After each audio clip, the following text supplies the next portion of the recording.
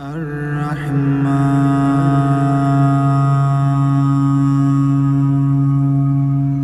علم القرآن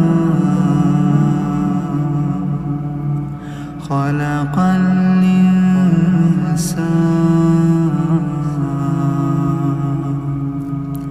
علمه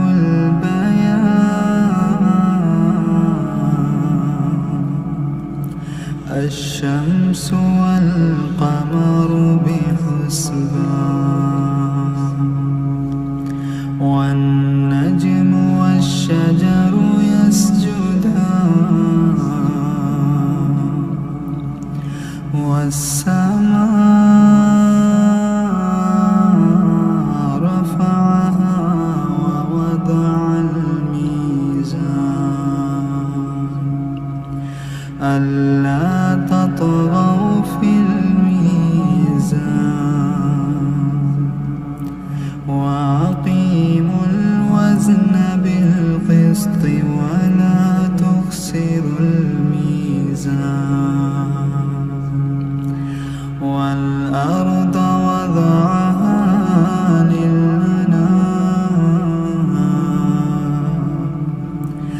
فيها فاكهة والنخل ذات الأكمام والحب ذو العصف والريحان فبأي آلاء ربكما تكذبان خلق الإنسان من صلصال كالفخار وخلق الجان من مارج من نار فبأي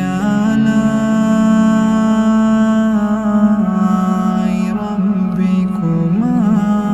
تكذبان رب المشرقين ورب المغربين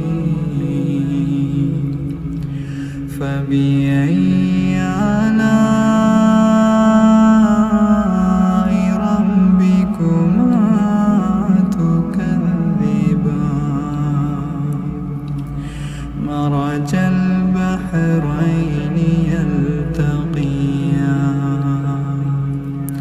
بينهما برزخ لا يبغيان فبأي آلاء ربكما تكذبان يخرج منهما اللؤلؤ والمرجان فبأي آلاء ربكما تكذبان وله الجوار المنشآت في البحر كالأعلام فبأي آلاء ربكما تكذبان كل من عليها فان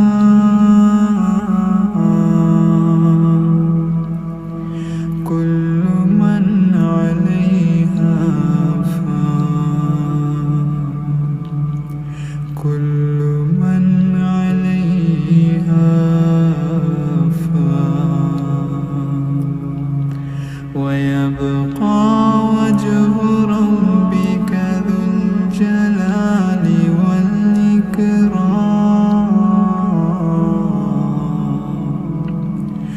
فبأي آلاء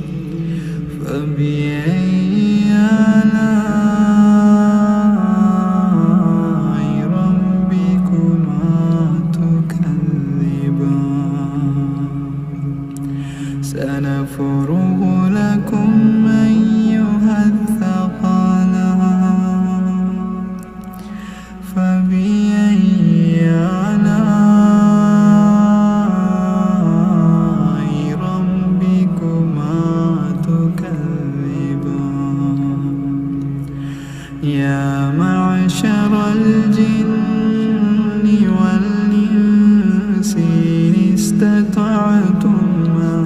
تنفذوا من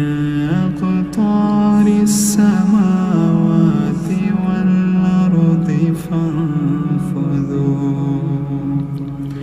لا تنفذون إلا بسلطان فبأي آلاء ربكما تكذبان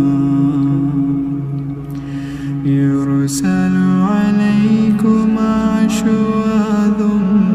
من نار ونحاس فلا تنتصران فبأي آلاء ربكما تكذبان فإذا انشقت السماء فكانت وردة كالدهان فبأي